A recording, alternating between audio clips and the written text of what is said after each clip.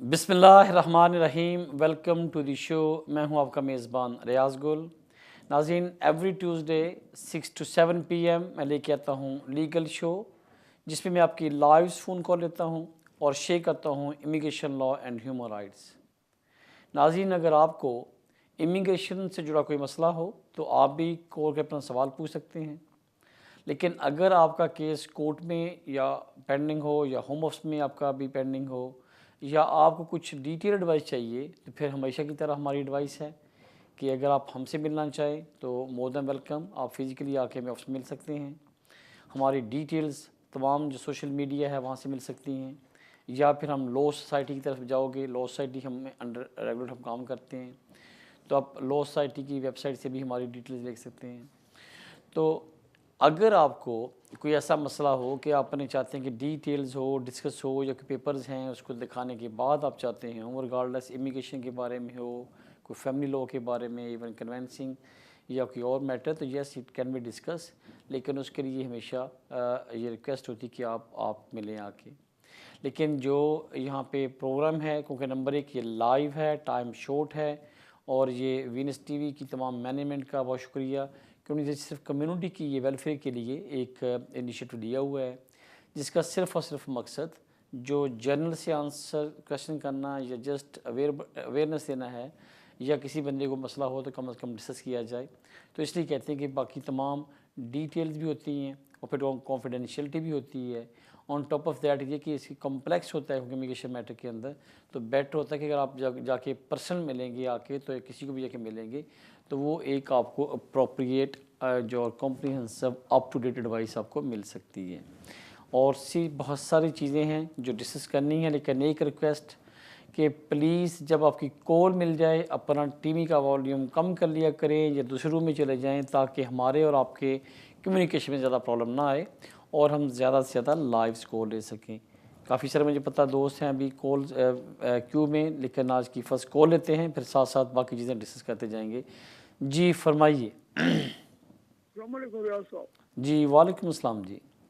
Sir मेरा question है, हम लोग को 7 ईयर बेस पे हमको एक्सटेंशन मिला, राइट। तो उसमें क्या हमारा 2 बच्चा है, एक बड़ा बच्चा ओवर 18 हो गया 20 ईयर का, हाँ हाँ। तो उसको उन्होंने एक महीना का ज़्यादा दे दिया, और हम लोग को बेटी के साथ, बेटी हमारा ब्रिटिश हो गया, उसका साथ हम लोग को उधर डाल दिया।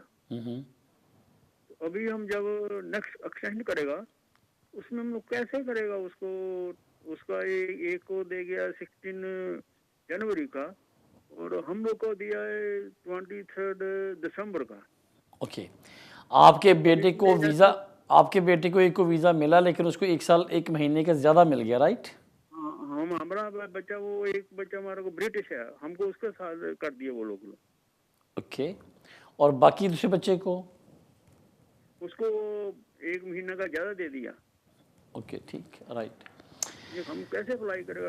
28 डे के पहले हम लोग कर नहीं सकता। ओके, कोई बात नहीं, आप इसमें परेशान ना हों। पहली बात तो ये है कि जिन्होंने भी वीज़ा अप्लाई करना है, क्योंकि आपका एक फैमिली मेम्बर ब्रिटिश था, जो बच्चा था, उसकी बेस पे आपने और जो आपके दूसरे बच्चे थे, सबका एज ए डिपेंडेंट आपने एक जॉइंट एप्लीकेशन की थी कि हम लोग बच्चे की वजह से हम वापस नहीं जा सकते।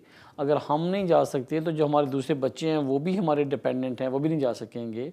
और ऑन टॉप ऑफ दैट उन्होंने यहाँ पे रहते हुए अपने जो लाइफ है यहाँ पे इस्टेब्लिश कर ली है, और इनको under the human rights consider किया जाए। ये बात नहीं है कि वो 18 साल से बड़ा हो गया इस वजह से 1 महीने का ज़्यादा वीज़ा मिल गया, ये मैटर नहीं है। मैटर ये कि सम टाइम क्लैरिकल हो जाता है कि आगे पीछे हो गया, आप इसको वरी नहीं करें। जब आप अपनी एक्सटेंशन करोगे तो आपके ऊपर कंडीशन है कि आप 28 डेज से पहले एप्लीकेशन नहीं कर सकते, और जस्ट एक्सपायर होने से 28 डेज या बेशक आप 1 दिन पहले अप्लाई कर लें।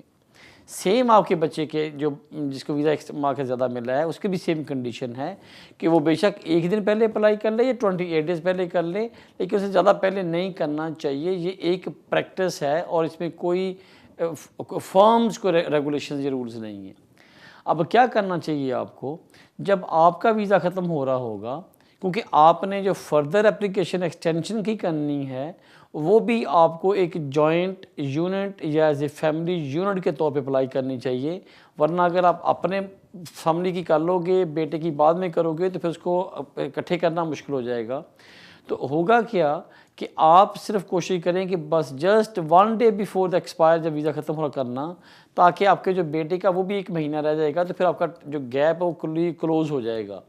तो अगर उनका 28 डे से 2-3 दिन पहले आगे पीछे होता भी है जस्ट इस सर्कमस्टांसिस में, तो एक साथ नोट लिखा जा सकता है एप्लीकेशन के एंड पे जाके कि हमने इनका एप्लीकेशन 28 डेज से पहले इसलिए कर रहे हैं कि इसकी जो फैमिली के बाकी ABC का जो वीज़ा है वो आज या टुमारो फिनिश हो रहा है, एंड इसके भी 31 डे 32 पड़े हैं।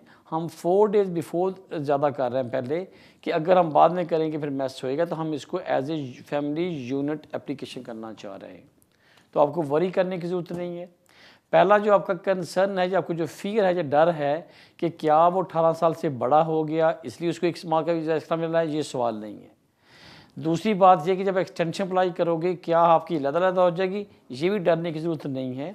जब इकट्ठे एप्लीकेशन करोगे एज ए बल्क, तो ऑफ कोर्स अपने जब डॉक्यूमेंट्स अपलोड करोगे तो वैसे भी आप देखें, पहले आप ऑनलाइन एप्लीकेशन करते हो, एप्लीकेशन के बाद जब एक ही एप्लीकेशन होती है तो उस पर लिखा जाता है कि और कौन कौन से के साथ फैमिली मेम्बर हैं, तो बाकियों का रेफरेंस आ जाएगा। जब बेटे की करोगे तो आपके रेफरेंस उसमें ऐड हो जाएंगे, तो सारी ये इंटरलिंक हो जाएंगी ऑटोमेटिकली, नंबर 1। नंबर 2, जब आप एप्लीकेशन अपलोड करोगे डॉक्यूमेंट्स, तो वो एप्लीकेशन सबमिट करने के कम से कम 10 वर्किंग डेज़ तक आपके पास टाइम होता है कि आप आराम से अपने डॉक्यूमेंट्स अपलोड कर लें। तो अगेन फिर वो गैप कम हो जाएगा। और थर्ड, आपने एक उसको और सिक्योरिटी जो उसको एक जो लेयर ऑफ प्रोटेक्शन करनी है, वो ये होगी कि आपने उनकी ऑन टॉप ऑफ दैट आपने एप्लीकेशन के जो सेकंड लास्ट पेज होता है वहाँ पे लिखा होता है कि you can put your comments and information if you want to add any information और you want to tell anything, you have a right to be right on this paragraph. उसमें एक पैराग्राफ लिख दें। अगर ये भी नहीं करना तो एक अपना कवरिंग लेटर बना दें कि मेन एप्लीकेंट ये है, इसकी हम ये डिपेंडेंट हैं, बच्चे की वीज़ा ख़त्म हो रहा है स्टेट को, उसकी ये एप्लीकेशन, तो तमाम का एक कवरिंग लेटर भी बनाया जा सकता है। तो मेरे ख्याल में अगर 1, 2, 3, 4 स्टेप लेते हो तो फिर आपको रिलैक्स होना पड़ेगा। रिलैक्स होए फिर आपको कोई इशू नहीं होएगा। बट वीज़े के टाइम अप्लाई करें, डॉक्यूमेंट साथ लगाएं, and I wish you good luck कि आपको वहाँ वीज़ा ग्रांट हो जाएगा। कंट्रोल सेक्शन टाइम हुआ ब्रेक का, स्टे विद अस, मिलते हैं वक्फे के बाद। Welcome back after the break. लेते हैं कॉल। जी फरमाइए। मुझे स्पॉन्सर वीज़ा के बारे में 2 क्वेश्चन पूछने थे आपसे। जी फरमाइए मैडम, क्या सवाल आपका? जी मैं अपनी है ना मम्मी को यहाँ पे बुलाना चाहती हूँ स्पॉन्सर वीज़ा में। राइट। वो 66 ईयर की हैं और उन्होंने कोविशील्ड वैक्सीन लगा रखी है, तो क्या मैं उनको यहाँ पे बुला सकती हूँ? और उनके लिए कौन से डॉक्यूमेंट चाहिए, उनकी लिस्ट भी चाहिए। और जो रिलेशनशिप है हमारा, उसका कोई प्रूफ नहीं है कि सरनेम डिफरेंट है हमारी, क्योंकि मेरी मम्मी की मम्मी है वो, तो उसके लिए हमें क्या डॉक्यूमेंट शो करने पड़ेंगे? तो मैडम आपका स्टेटस क्या है यहाँ पे? हम यहाँ पे मेरे चाइल्ड के बेसिस पे 10 ईयर रूट में है, 2.5 ईयर की वीज़ा। तो आपकी मदर की जो मदर है, जो ग्रैंड मदर है आपकी, उस मिलने आना चाह रही हैं आपको? जी हाँ। Okay, right, thank you. और ये भी एक क्वेश्चन है कि मेरी हस्बैंड की वीज़ा आ गई है, उनकी 1 डे वीज़ा पे रखी थी, 1 डे सर्विस में, तो उनकी वीज़ा आ गई है, लेकिन मेरी अभी प्रोसेसिंग में चल रही है। ठीक। ओके, पहली बात तो ये है कि अभी आपका वीज़ा लग के नहीं आया, जब आपको ये नहीं पता कि आपका स्टेटस क्या है, जो कि प्रिंसिपल तो यही है कि आपको वीज़ा मिल जाना है। ये आपकी एक अंडरस्टैंडिंग ये है, ये हमारा एक बिलीव है कि यस आपको मिल जाना वीज़ा, लेकिन स्टिल आपके पास प्रूव नहीं है इन एविडेंस कि यस कि you have a visa in the UK. तो अनटिल और अनलेस आपका केस पेंडिंग है, I think appropriate time to make the application. But anyway जब आपको वीज़ा मिल के आ जाता है, yes you can make the application for your grandmother to come in the UK as a visitor. But sponsor application के लिए, या जिसको हम बोलते हैं विजिटर स्पॉन्सर करने के लिए, आप उनको कर सकती हैं। अगेन आपको 3 चीज़ें पूरी करनी होंगी। नंबर 1, आपने ये साबित करना है कि आपका और आपके हस्बैंड की कोई रेगुलर जॉब है, सोर्स ऑफ इनकम आपको पैसे आ रहे हैं, और वो इतने सफिशेंट फंड्स हैं कि आप अपने आप को मेंटेन कर सकते हो और अपने जो ग्रैंड मदर जिसको स्पॉन्सर करने जा रहे हो, आप उनको यहाँ पे रहते हुए उनका खाने पीने का, लोडिंग का, अनलोडिंग का जो ख़र्चा है वो आप अफोर्ड कर सकते हो। आपका रेगुलर सोर्स ऑफ इनकम है, सफिशिएंट आपके पास सेविंग पड़ी है कि आप उस पैसों को यूज़ कर सकते हो for the maintenance of the your grand mother. इसी तरीके से आपके पास सफिशिएंट अकोमोडेशन है, आप अपने हस्बैंड के साथ, बच्चों के साथ, जो भी आपकी फैमिली है रह रहे हो, और जब आपकी ग्रैंड मदर आएंगी तो उनके पास सफिशिएंट अकोमोडेशन होएगी to live in the house without overcrowding, और या किसी और किस्म का आप क्लेम नहीं करेंगे। थर्ड ये है कि जो आपकी ग्रैंड मदर है उसकी आने का जो मकसद है इज़ इंटायरली सोली वो ये है कि सिर्फ़ और सिर्फ उससे आपको मिलने आना है और वो आपको सैर करने आना चाह रही हैं। उनका यहाँ पे रुकने का, स्टे करने का कोई इरादा नहीं है, and they have a full intention to leave the country with an authorised times. ये 3 कंडीशन बेसिक हैं। प्लस अगर आपकी जो ग्रैंड मदर है उसके पास कोई फंडिंग है तो वो चीज़ हो सकती है। और जो 5वां जो रिक्वायरमेंट है, जो उसके एस्पेक्ट्स है, वो सबसे इम्पोर्टेंट है कि क्या आपकी ग्रैंड मदर का आपके होम कंट्री में कोई सोशल, इकोनॉमिक, कोई फिज़िकल कोई टाइज़ हैं? क्या प्रूफ है कि वो जब आएंगी वापस चला जाएंगी? ये साबित करना, इसके तमाम एविडेंस जो इसकी फेवर में हो, उसके आपके अगर आपके कोई अंकल वहाँ रह रहे हैं जो आपकी ग्रैंड माँ के सन हों या डॉटर हो उनकी, या उनके नाम पे कोई इनकम आ रही है, पेंशन आ रही है, कोई प्रॉपर्टी है, तो ये तमाम डॉक्यूमेंट जितने लगाएंगे उतने ही आपके लिए फ़ायदा है। इमिग्रेशन में होता कि ये मैथमेटिक्स नहीं है कि आपने 2 जमा 2 किया और 4 आंसर आ जाएगा। वो कहते हैं कि नंबर्स ऑफ जितने भी एविडेंस दोगे उतने ही कम हैं। सम टाइम देखा कि आपने एक स्ट्रॉन्ग डॉक्यूमेंट्स दे दिया, उस पर वीज़ा मिल गया। सम टाइम ये होता है कि आपने वीक 10 पेपर दिए लेकिन जो इमिग्रेशन फीस है वो सेटिस्फाइड नहीं हुआ।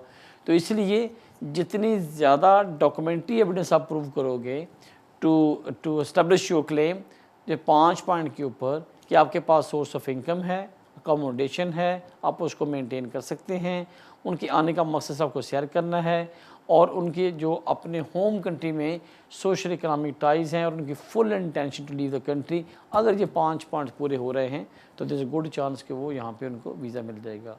लेकिन जस्ट कीप इन माइंड आपकी एप्लीकेशन पेंडिंग है, अभी एप्लीकेशन नहीं करें, और वैसे भी उनको वैक्सीन लग भी गई है तो आजकल काफ़ी सारे कंट्री रेड लिस्ट के अंदर हैं या एम्बर लिस्ट के अंदर हैं, तो मेरे ख्याल में exactly this is not right time. लेकिन अगर 2-3 महीने जब तक ये रेड लिस्ट वाला मामला ख़त्म हो जाए या कम से कम थोड़ी ट्रैवलिंग आसान हो जाए, अगर तब अप्लाई करोगे तो आपके लिए ज़्यादा फेवरेबल होगा। आपकी कॉल का शुक्रिया। लेते हैं नेक्स्ट कॉल। जी फरमाइए। हेलो हेलो, मुझे लगता है शायद कॉल ड्रॉप हो रही है। लेते हैं नेक्स्ट कॉल। जी फरमाइए।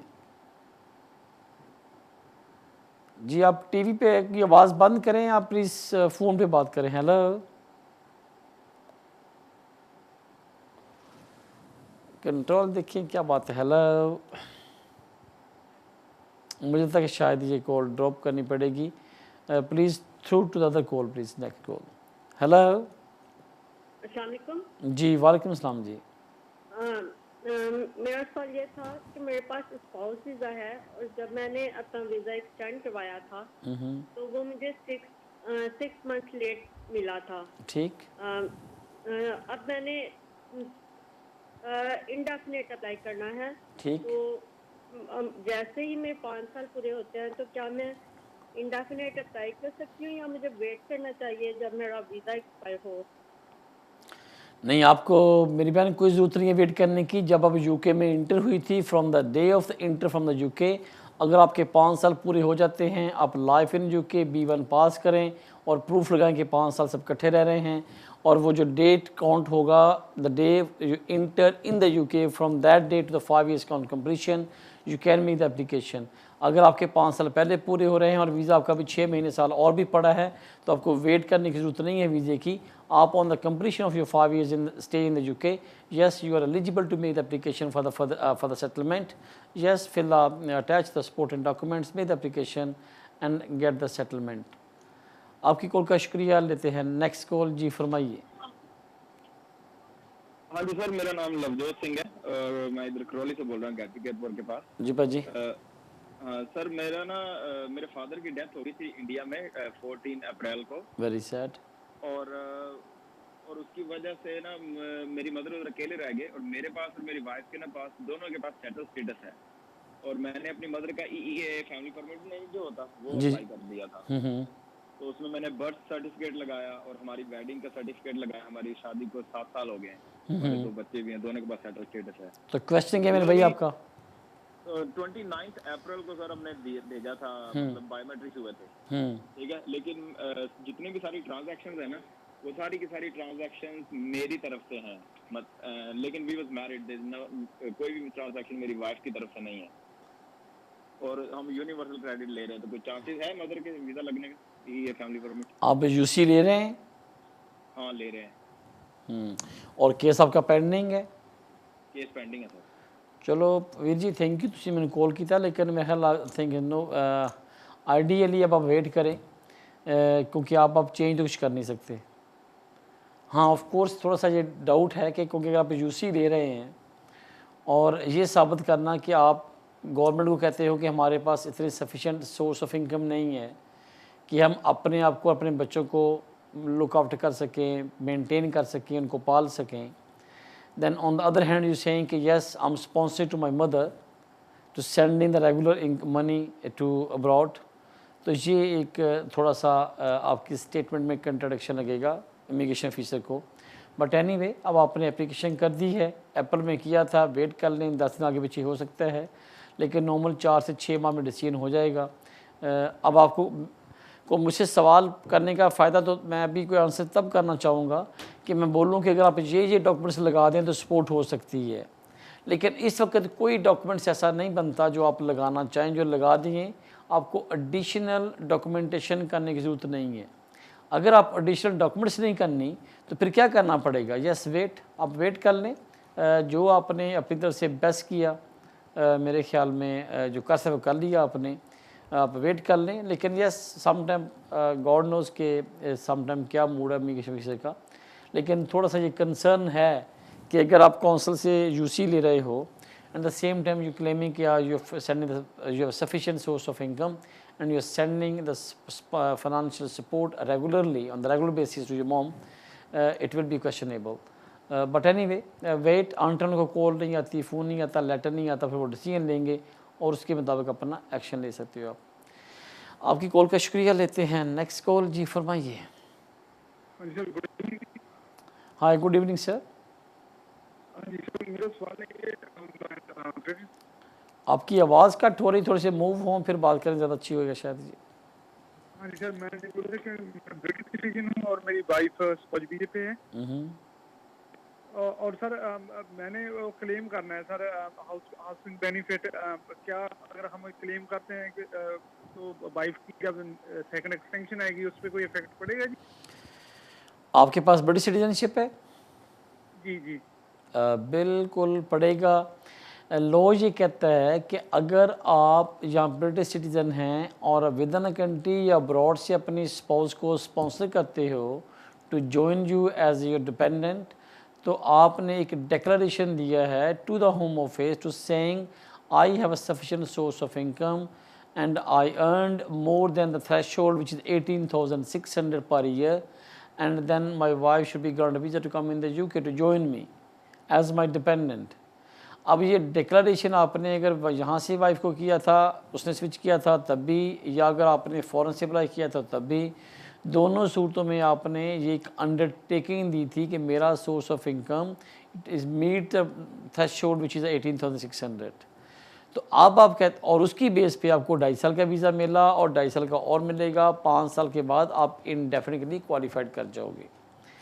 लेकिन गॉड फॉरबिड अनफॉर्चुनेटली अगर आप कहते हो कि मेरा ये मसला बन गया कि इनकम हमारी कम हो गई, हमारी जॉब छूट गई या कोई और रीज़न बन गई, मैं यूसी में जाना चाहता हूँ जिसको यूनिवर्सल क्रेडिट बोलते हैं, और इसका मतलब ये हुआ कि आप गवर्नमेंट को कहते हो कि हमारा सोर्स ऑफ इनकम कम हो गया, मैं अपने आप को मेंटेन या अकोमोडेट नहीं कर सकता with my wife without going to या साइन द बेनिफिट। यस, आपको काउंसिल बेनिफिट दे देगी, लेकिन उससे पहले आपको एक एप्लीकेशन करना होगी होम ऑफिस को, change of circumstances application which is called change of circumstances allowing to the public fund आपको एप्लीकेशन करना होगी, एक्सप्लेन करना होगा, और फिर जब गवर्नमेंट आपको अलाउ करेगी कि yes you are eligible to claim the benefit, तो देन उस लेटर की बना पे आपको काउंसिल यूनिवर्सल क्रेडिट ग्रांट करेगी। वरना जिनके कार्ड पे लिखा होता है limited to the recourse of public fund या not allowed to the public fund, उनको काउंसिल फैसिलिटेट नहीं करती। अब इसका मतलब ये हुआ, पहले स्टेप तो ये कि अगर हालात ऐसे हुए हैं कि नहीं मेंटेन होता, तो आप एप्लीकेशन करोगे, परमिशन लोगे, काउंसिल को दिखाओगे, काउंसिल आपको यूसी अलाउ कर देगी। और जब आप एक्सटेंशन पे जाओगे तो आपने बताना कि मैं यूसी ले रहा हूँ, मेरी इनकम 18,600 नहीं है, जो कि बेसिक कंडीशन है to get the extension under 5 years route. तो इसका मतलब ये हुआ कि जब आप उनके बेसिक प्रिंसिपल को एक्सेप्ट नहीं, पूरा नहीं कर रहे, तो आपको वीज़ा तो मिल जाएगा आपकी वाइफ को अंडर द यूरोपियन रूल्स कि आपको 10 साल के रुपए लगा देंगे, लेकिन आपको फिर जो इंडेफिनिट है the day she enter from that to the 10 years पूरे करने पड़ेंगे टोटल, और उन 10 years के बाद वो क्वालिफाइड करेगी इंडेफिनिट के लिए या जो भी आपका सेट स्टेटस के लिए, वो 2.5 साल की होंगी। लेकिन कुछ लोगों का ख्याल ये है, जो बड़ा कॉमन है, मैं उस पर डिस्कस कर देता हूँ, कि कुछ लोगों का ख्याल है कि लीजिए अगर हम लोग सपोज करें कि 2.5 साल का वीज़ा हमारे पास था, हमारे हालात बुरे हो गए, हमारे पास इनकम नहीं है, जॉब ख़त्म हो गई, हमने यूसी लेते हैं साल के लिए, और उसके दोबारा फिर हमने यूसी ख़त्म कर दिए, दोबारा फुल टाइम जॉब करनी शुरू कर दी, हमारी इनकम अगेन 18,600 हो गई, तो क्या हम पहले 2.5 साल और उसके बाद 1 साल का गैप निकाल के 2.5 साल पूरे करने के बाद क्या would we be eligible to make the application for indefinite? Unfortunately no. 5 साल जब आपने एक दफ़ा 10 साल रूट पे चले गए और उसके बाद तब तक 5 साल रूट पे क्लेम नहीं कर सकते, तो दोबारा 5 साल पे नहीं जाते, और फिर अगेन आपको जब वीज़ा मिलेगा 5 साल रूट का, फ्रॉम दैट डेट से स्टार्ट करने पड़ेंगे। पहले 2.5 साल भी गए, दरमियान वाला 2 साल भी गए, दोबारा फिर आपको 5 साल करने पड़ेंगे। तो जस्ट कीप इन माइंड, अगर आपके अल्लाह ना करे ऐसे हालात बिल्कुल होगा कि आप सर्वाइव नहीं कर सकते, तो ये रिस्क लेना। अदरवाइज़ कोशिश करें कि, मैं तो हमेशा कहता हूँ कि कभी भी यूसी ना लेना पड़े, लेकिन अगर मजबूरी में लेना भी पड़े तो कम से कम सेटलमेंट से पहले लेने से बहुत सारे जो कॉन्सिक्वेंसेस हैं वो काफ़ी थोड़े से हार्श हैं। सजेशन, एडवाइस, रिक्वेस्ट होती है कि कोशिश करें कि आप किसी किस्म के यूनिवर्सल क्रेडिट के बगैर अपने आप को मेंटेन एंड अकोमोडेट कर सकें। थोड़ी सी तकलीफ बर्दाश्त कर लें, अगर एक जॉब है तो ट्राई करें सेकंड ढूंढ लें, वाइफ के लिए ढूंढ लें, दोनों को, अगर दोनों की इनकम मिला के भी 18,600 होगी तो आपकी एक्सटेंशन आराम से अंडर द 5 years रूट हो जाएगी, और 5 साल के टोटल 5 साल गुजारते हुए आपको इंडेफिनिट यहाँ पे ग्रांट हो जाएगा। आपकी कॉल का शुक्रिया। लेते हैं नेक्स्ट कॉल। जी फरमाइए। अस्सलाम वालेकुम रियाज भाई, कैसे? ठीक है, अल्लाह का शुक्र जी, बिल्कुल ठीक ठाक। अच्छा रियाज भाई, मैंने पहले भी फ़ोन आपसे किया हुआ था, हमारा ना 7 years बेस पे लगा हुआ है वो 10 years रूट पे।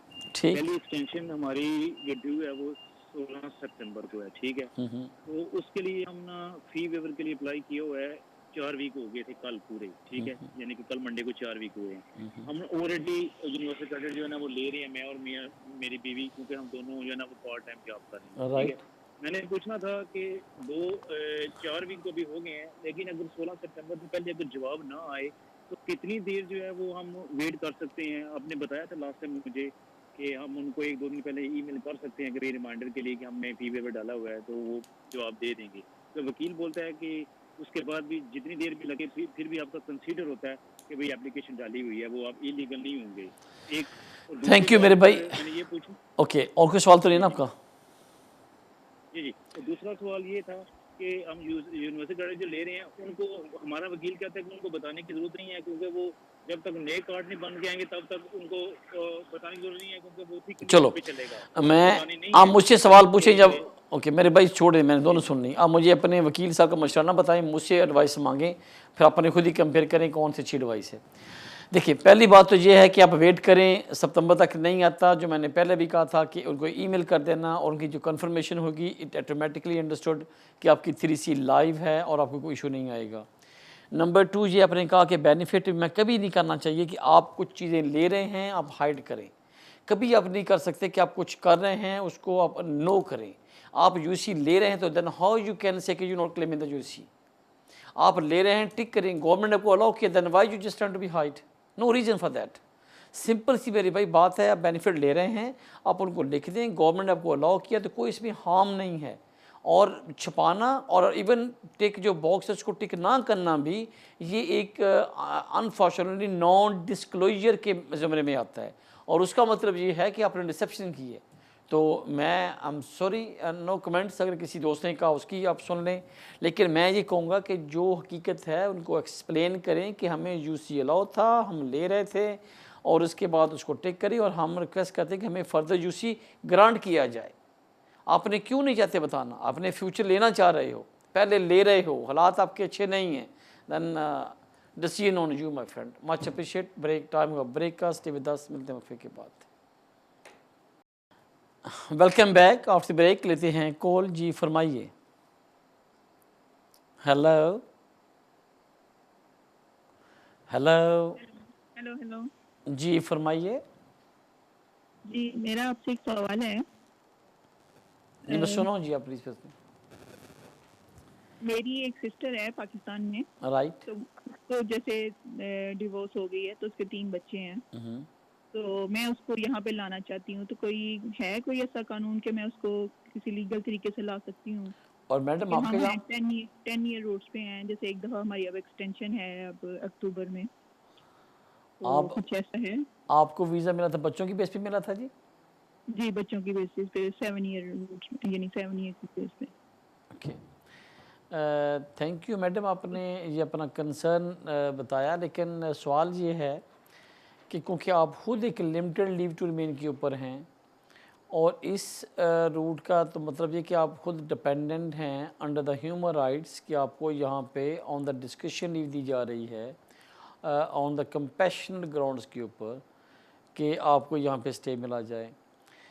इसका मतलब ये है कि there is a very slim, मैं लफ्ज़ इम्पॉसिबल या कभी भी नो नहीं बोलता कि कुछ भी एनीथिंग भी हैपन इन द लॉ, लेकिन बाय लॉ शायद ये जो आपकी कैटेगरी जो स्टेटस है ये अलाउ नहीं करता कि आप किसी फर्दर को यहाँ पे स्पॉन्सर करें या बोलें कि मैं यहाँ पे मेरे पास लिमिटेड लीव है तो मैं अपनी बहन को बुलाना चाहती हूँ, she can come as your dependent. तो ऐसी तो मेरे ख्याल में वेरी लेस चांस है, which is next the impossible. अब सेकंड सवाल आता है कि क्या वो यूके में आ सकती हैं? यस, अगर वो खुद आना चाहें किसी और अपनी कैटेगरीज के ऊपर, अगर उनकी कोई एजुकेशन है, वो पढ़ने के लिए आती हैं या वो सैर करने के लिए आती हैं या विजिटली आती हैं, तो यस पॉसिबल है। लेकिन जो सवाल आपका रेलेवेंट था कि क्या आप उनको किसी तरीके से स्पॉन्सर कर सकते हैं come in the UK for the settlement on the base of unfortunate divorce, कोई ऐसे रूल्स नहीं हैं या कोई इतनी कोई रेमेडीज़ नहीं है जहाँ पे देखा जाए कि यार ये पॉसिबिलिटीज़ है। लेकिन अगर उनको लगता है कि वहाँ पे कोई डिवोर्स की वजह से कोई प्रॉब्लम आ रही है या उनको कोई लाइफ को कोई थ्रेट है, कोई फियर है, तो yes then they can come here और they can claim asylum.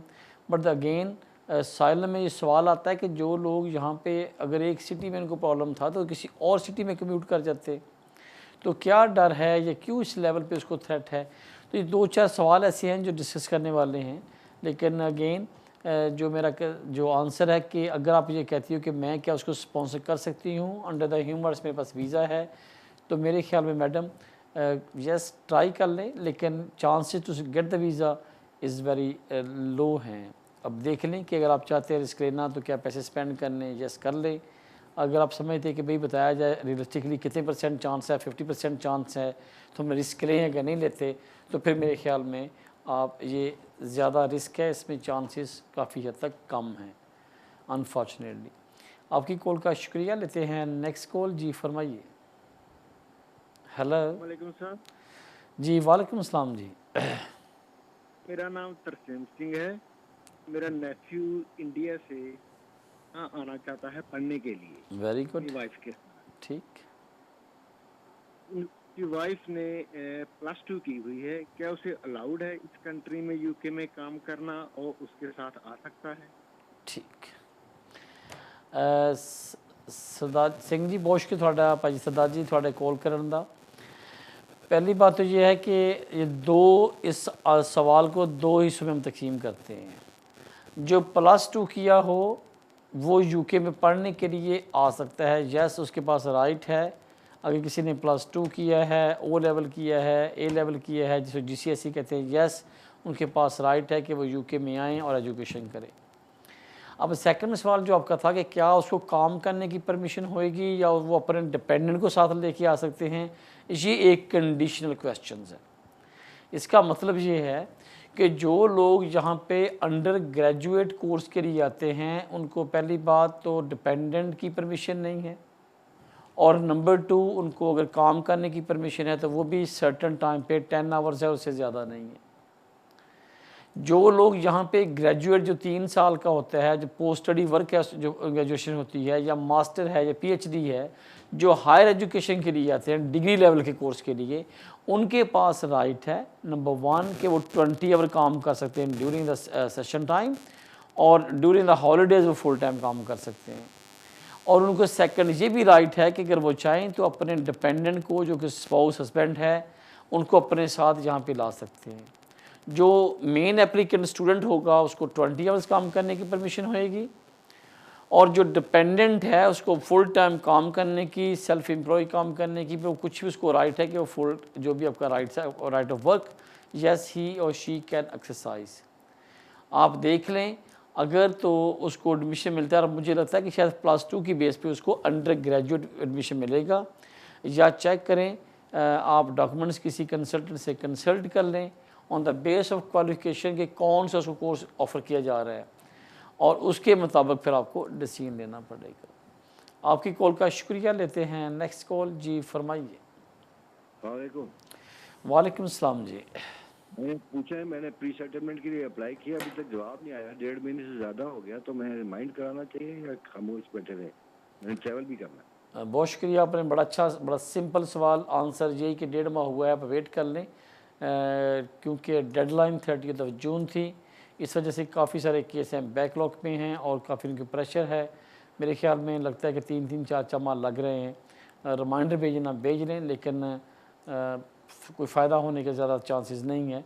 ID अगर 4 महीने से ज़्यादा किसकी एप्लीकेशन है वो रिमाइंडर भेजे तो समझ आ रही है, लेकिन 1.5 माह के बाद देना थोड़ा सा अर्ली है, क्योंकि गवर्नमेंट की पॉलिसी ये कह रही है कि वो जितने भी under immigration rule European law वाले केसेस हैं, उनका जो एम है, जो टारगेट है, वो 6 मंथ के अंदर डिसाइड करना है, और जिनमें कम से कम 95% केसेस को वो डिसाइड कर लेते हैं with in the time scale. लेकिन जो 2-4-5% केस डिले भी होते हैं, लेकिन 6 माह मतलब आपको लेके चलना चाहिए इस मैटर को। जी आपकी कॉल का शुक्रिया, लेते हैं नेक्स्ट कॉल। जी फरमाइए। अस्सलाम वालेकुम। वालेकुम सलाम जी। जी मेरे 2-3 क्वेश्चन हैं, मैं आपको पहले बता दूं। मुझे FLRFP ग्रांट हुई है 7 जुलाई को on the basis of qualifying child. मेरा ब्रिटिश बॉर्न बेबी है 3 मंथ्स का, तो मुझे रिसेंटली अभी 7 जुलाई को ग्रांट हुआ है। मैं ये जानना चाहती हूँ कि क्या मैं स्विच कर सकती हूँ ज़बरानो के इस पे, क्योंकि मुझे उसका पता नहीं था। तो 5 ईयर रूल पे क्या मैं स्विच कर सकती हूँ या नहीं, अभी भी ऐसे कोई सर्कमस्टांसेस हैं या नहीं। और दूसरा क्वेश्चन मेरा ये है कि मैं child benefit and housing benefit claim करना चाहती हूँ। तो अगर, क्योंकि मुझे नो रिकॉर्स पब्लिक फंड्स है, अगर मैं कोई एप्लीकेशन डालती हूँ चेंज ऑफ सर्कमस्टांसेस की ओपन कराने के लिए बेनिफिट्स, तो उसमें कितना टाइम लगता है और क्या प्रोसेस होता है उसका, और अगर मुझे वो अलाउ कर देते हैं तो क्या मुझे नेक्स्ट एक्सटेंशन में कोई प्रॉब्लम तो नहीं होगा? ये मेरे मेन क्वेश्चन हैं, और मैं स्विच कर सकती हूँ या नहीं, ये भी मुझे प्लीज़ बता दीजिएगा। ठीक, पहली बात, ज़बरानो केस 30 जून तक ये लॉ था, या इसको ज़्यादा मतलब एक इनकरेज किया जा रहा था, अब अनफॉर्चुनेटली वो टाइम भी गया। नंबर 2 ये है कि उसकी कंडीशन की कम से कम बच्चा यहाँ पे ब्रिटिश हो 5 साल से, तब उसकी डिपेंडेंसी शो करनी पड़ती थी अगर वो क्वालिफाइड करती हुई थी। मेरे ख्याल में कुछ लोग कहते हैं कि आप कर सकते हैं, लेकिन उसका रिज़ल्ट क्या आएगा, ये जो अनफॉर्चुनेटली 2-3 लेटेस्ट केस आए हैं, बाकी चीज़ें हुई हैं, उससे कुछ ये डिसीजन पॉजिटिव नहीं आ रहा है। तो मेरे ख्याल में जो आपके पास स्टेटस है इसी पे आपको अप्लाई करना पड़ेगा। नंबर 2 ये था कि आपके पास बेनिफिट नहीं है। ऑफ कोर्स जैसे दोस्तों को बताते हैं कि अगर आपको एक्सटेंशन मिलती है अंडर द FLRFP और अंडर द ह्यूमन राइट्स, तो अगर आपको वहाँ पे कंडीशन होती है to get the to allow to the public funds, तो आपके पास राइट है चेंज ऑफ सर्कमस्टांसेस, एप्लीकेशन करेंगे, change of circumstances, allow to the public fund, आप एक्सप्लेन करेंगे कि हमारे पास सोर्स ऑफ इनकम नहीं है, हमें इस पे ऊपर बेनिफिट अलाउ किए जाएं, और उसके लिए आपको मोस्ट लाइकली 6 माह की अपनी बैंक स्टेटमेंट, जो उस तरह भी पैसे आ रहे हैं जो जा रहे हैं, उसका एक चार्ट बना के लिखना पड़ेगा, साथ एक्सप्लेन करना होएगा। और इसके बाद होम ऑफिस उसको तकरीबन 6 से 8 वीक के अंदर अंदर डिसाइड कर रहा है। आपकी जो एप्लीकेशन जब ग्रांट हो जाएगी तो उस लेटर को जाके आप काउंसिल में दिखाएंगे तो आपको बेनिफिट मिलना शुरू हो जाएंगे। थर्ड, ये 10 साल की कैटेगरी में वीज़ में डाला गया है। इसके अंदर दो ज़िमरानों के से एक डिफरेंट चीज़ थी, लेकिन उसके साथ साथ ये भी राइट है कि अगर आपका चाइल्ड या आपका पेरेंट जब वन ऑफ द अगर पार्टनर वो ब्रिटिश है तो आप 10 साल की बेस के बजाय 5 साल पे स्विच कर सकते हैं। अगेन कंडीशन पूरी करनी पड़ेगी कि आपके पास इनकम है, इंग्लिश है और आप यहाँ पे लीगल हैं। एक साइड पे आप ये कहते हैं कि हमारे पास फाइनेंस नहीं है, हम यूसी क्लेम करना चाह रहे हैं, और फिर आपको 10 से 5 साल पे जाने के लिए आपको दुश्वारी होएगी। तो इसलिए मेरे ख्याल में बजाय 5 के बाद 10 साल बाद भी मिल जाए, लेकिन अगर आपको आज से बेनिफिट मिलना शुरू हो जाते हैं जो आपके सोर्स ऑफ इनकम नहीं है, तो मेरे ख्याल में फिर आप 10 साल वाले रूट पे रिलाई करें और साथ ही साथ अपने पब्लिक फ़ंड अलाउ करवा लें, ताकि फिर जब भी आपकी एक्सटेंशन होएगी आपको फ़ीस भी माफ़ हो जाएगी और आप जब तक सेटल नहीं भी होते या सेटल होने के बाद भी आपको बेनिफिट मिलने होंगे, तो आज से आपके जो सोर्स ऑफ इनकम है कम से कम आपको कुछ वहाँ पे सपोर्ट मिलना शुरू हो गई है। तो इसलिए आइडियली आप फर्स्ट स्टेप जो है वो आपको change of circumstances allowed to public fund apply करें, बेनिफिट मिल जाते हैं फाइनेंशियली, कम से कम थोड़ी सी आपको जो प्रेशर है वो रिलीज़ हो जाएगा। Then you can decide what you want to do. आपकी कॉल का शुक्रिया। लेते हैं नेक्स्ट कॉल। जी फरमाइए। अस्सलाम वालेकुम। जी वालेकुम सलाम जी। क्विक कॉल, लास्ट कॉल है, प्लीज़ स्पीड से सवाल किया आपका। या मैं यूरोपियन नेशनल हूँ। मैंने अपने भाई के बारे में पूछना था कि मेरा भाई मेरे डिपेंडेंसी पे लास्ट 3 ईयर से मेरे साथ रह रहा है इधर। सवाल क्या है जी? तो उसका आगे ये ईयू सेटलमेंट में जो कार्ड 5 ईयर का भी मिला है, न्यू इमिग्रेशन जो ब्रिटिश लॉ में, वो फुल टाइम जॉब कर सकता है। वो जब 5 ईयर का indefinite leave to remain apply करेगा 5 ईयर के बाद, तो कोई प्रॉब्लम तो नहीं होगी कि फुल टाइम जॉब करता है? नो प्रॉब्लम, बिकॉज जो आपको वीज़ा मिलता है वो डिपेंडेंस मिलता है, लेकिन जब वीज़ा मिलने के बाद आपके पास फुल राइट है, फुल काम करते हो, आप काम कर रहे हो, 5 साल पूरे करने साथ रहे हो, और उसके बाद आपको इंडेफिनिट मिल जाएगा। आपके 3 साल हो गए, आपको वीज़ा सेटलमेंट स्कीम के तहत बेशक आपको फर्दर 5 साल का मिला है, लेकिन जिस दिन से आपने डिपेंडेंसी आपको वीज़ा यहाँ पे मिला था, फ्रॉम दैट डे टू आपने टोटल 5 साल का टाइम पूरा करना है और आप क्वालिफाइड कर जाओगे सेटलमेंट के लिए। अगर आपको उस वक्त वीज़ा 2 साल 2.5 साल का रहता भी होगा, लेकिन आपके 5 साल पहले मुकम्मल हो गए, तो येस यू आर इंटाइटल। उस वक्त आपको जो कंडीशन की देख लेना, लेकिन मोस्ट लाइकली आपको life in you can B1 पास करना पड़ेगा। पहले ये था कि जो यूरोपियन और जो रिफ्यूजी स्टेटस वाले लोग थे, जब वो इंडेफिनिट अप्लाई करते थे तो वो दोनों चीज़ों से एग्जेम्प्ट थे। Neither they need to be establish the life in UK test और not they need to pass the B1। लेकिन अब क्या होएगा, क्योंकि हर जो कैटा एप्लीकेशन है फ्रॉम नाउ टू ऑनवर्ड जो सेटलमेंट पे जानी है वो under the British English law consider होनी है, तो मुझे लगता है कि बस ये काम करना पड़ेगा, बाकी आपको वरी करने की ज़रूरत नहीं है। अगर वो काम करते भी हैं, फुल टाइम भी काम करते हैं, तो स्टिल क्योंकि आपको वीज़ा ग्रांट हो चुका हुआ है और आपके वो डिपेंडेंट थे, और 5 साल की कंप्लीशन के बाद आपने ये साबित करना है कि जो मेन एप्लीकेंट है वो यहाँ पे रहा है, वो 5 साल के साथ रहे हैं, और 5 साल कंप्लीट करते हुए वो अपनी सेटलमेंट की एप्लीकेशन कर सकते हैं। आपकी कॉल का शुक्रिया। नाज़रीन, मेरा और आपका साथ जहाँ तक जिन्होंने कॉल किया सहा उनका शुक्रिया। हमेशा की तरह जिन लोगों की एप्लीकेशन पेंडिंग है, अगर वो 2-1.5 माह से या 2 माह से पेंडिंग है तो प्लीज़ वेट करें। अंडर द इमिग्रेशन गाइडेंस या उनकी जो पॉलिसी है वो ये कहती है तमाम एप्लीकेशन अंडर द एप्लीकेशन वो 6 माह में डिसाइड कर रहे हैं, लिहाजा वेट करें, और अगर ज़्यादा हो तो फिर उनको आप चेज़ करें। Thank you. अल्लाह हाफिज़।